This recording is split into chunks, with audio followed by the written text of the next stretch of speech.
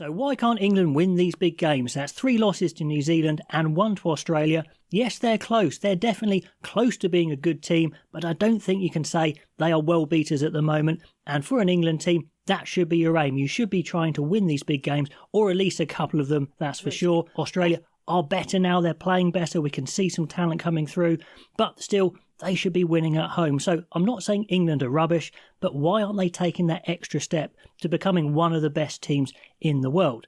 Now, normally I do a player review here, a player rating, but this game was so topsy-turvy, I'm not sure that would help anyway.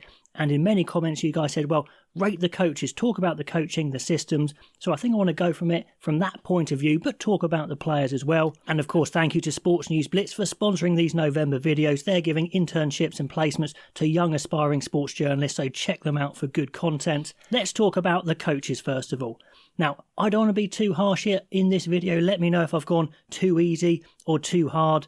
But these coaches are fine individuals, fine humans. I like them all. Steve Borthwick, yes, he's a bit dour, but he's well-meaning. He is honest. Now, I know that's not what international coaching is measured by, but still, he is definitely miles away from Eddie Jones. The players are saying it, and I believe him, that his system, his ethos, his environment is miles better than Eddie Jones. Players don't feel as under the thumb. They don't feel as under pressure. Things are definitely not as toxic as they were. So I don't think the culture is a problem, even though they have lost Felix Jones, another assistant coach. So something went on there, but I don't think it is that bad. So I'm not saying that's the big issue. Although the culture under Eddie Jones, I think, has hurt England by the fact that they just can't attract the top coaches. Now, I think these coaches, these England coaches, will become fine international coaches in the future.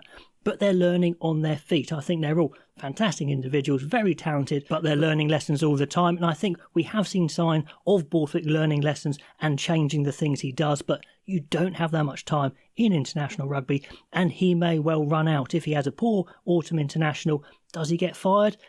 Not sure. If he has a poor Six Nations, they may well move on, although my money would be on him staying through to the World Cup and sticking with it. So let's get into the different aspects of play. Let's talk about attack. And in this game against Australia, we saw some issues with England attack, namely, there is a lack of attacking talent on the pitch. Now, I go on about talent a lot, but one of the big differences between good teams and the best teams is pure talent.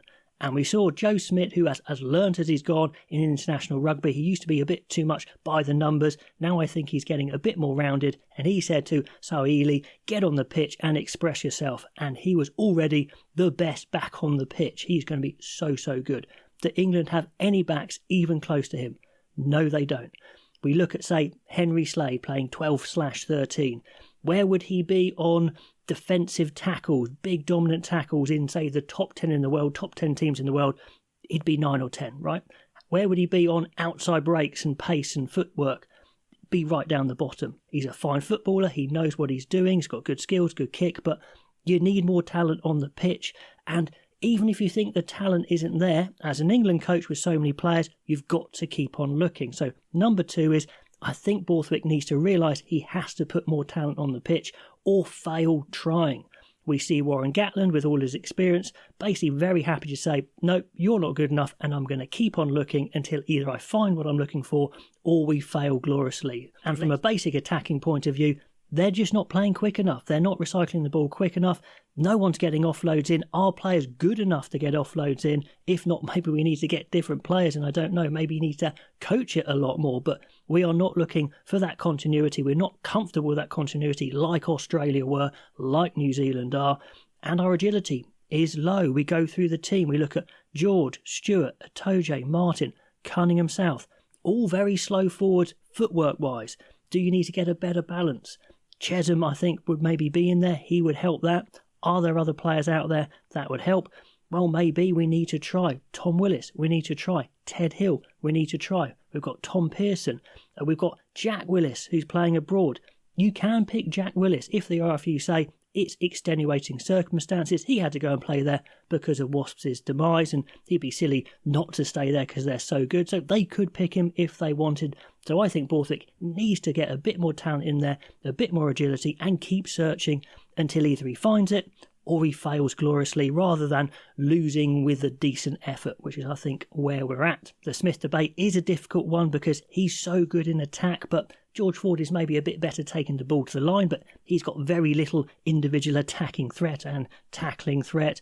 At 15, yeah, Marcus Smith's pretty decent, but he's not the best defender. He's not the biggest guy. We saw that right at the end when he tucked in for a tackle. So attack needs to get much better. Then let's talk about the defence. And this defensive system in some situations can be incredibly dangerous. We saw against New Zealand 3 times in a row. It can really put them in danger. You press up, you force them to make mistakes, you try and capitalise. But if you do it every single time, players know what's coming, they can bypass it, they can ride the tackle and offload, and they know that everyone's shot up out from out to in, pushing up high, so if they get one pass in behind, then England are in complete pieces.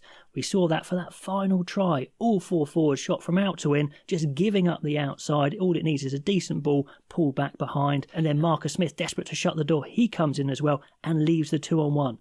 Basic rugby instinct would tell you, just push up, then drift. Hold your men, keep nice and steady because we're ahead. We don't need to do anything crazy, but they're being drilled to go crazy all the time. So they need to have more balance and more ability to make up their minds depending on the situation. And like I said in the game, the match report, Australia thrived on that sort of defence because all they had to do was a bit of footwork, a bit of offloading, which is tricky, but they got the ability to do it and they were in and they scored. The set piece, I think, are positive. The line-out is looking pretty good, attacking and defending. Absolutely no problems there.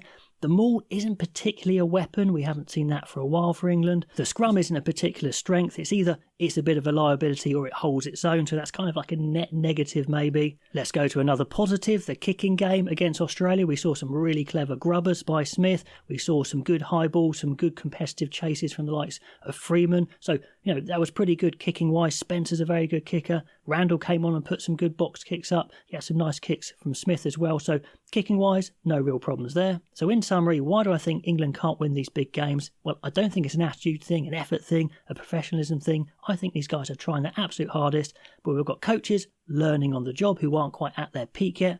We haven't got enough talent on the pitch. We're not ambitious enough. And when we go through the team, is it stacking up against the best in the world? No, it's not. And I think Borthwick needs to roll the dice a bit more and keep looking for these world-class talents who could take England to the next level and actually win Six Nations and win World Cups and that sort of thing. And that is your raison d'etre. And essentially, that is your job description. I think Borthwick has got it a little bit wrong and he's trying to build a solid club atmosphere, a team that's very hard. He wants to stick with players and build continuity. And that's not actually what international rugby is about. If you find those players, then stick with them. If you can't find those players, you've got to keep on looking and fail if that is the case. Anyway, guys, rant over. Let me know if I was too harsh, if I was too nice, if I was about right, and let me know what I missed. Why can't England win these big games? Do we need to just stick with what we're doing, or do we need to change some things? I think it's a bit of both, and I've put my cards on the table. That's what I think we need to change. That's what's good about this England team. Put those comments below if you like this sort of thing. Like, subscribe. I would absolutely appreciate that very much, and I'll catch you next time.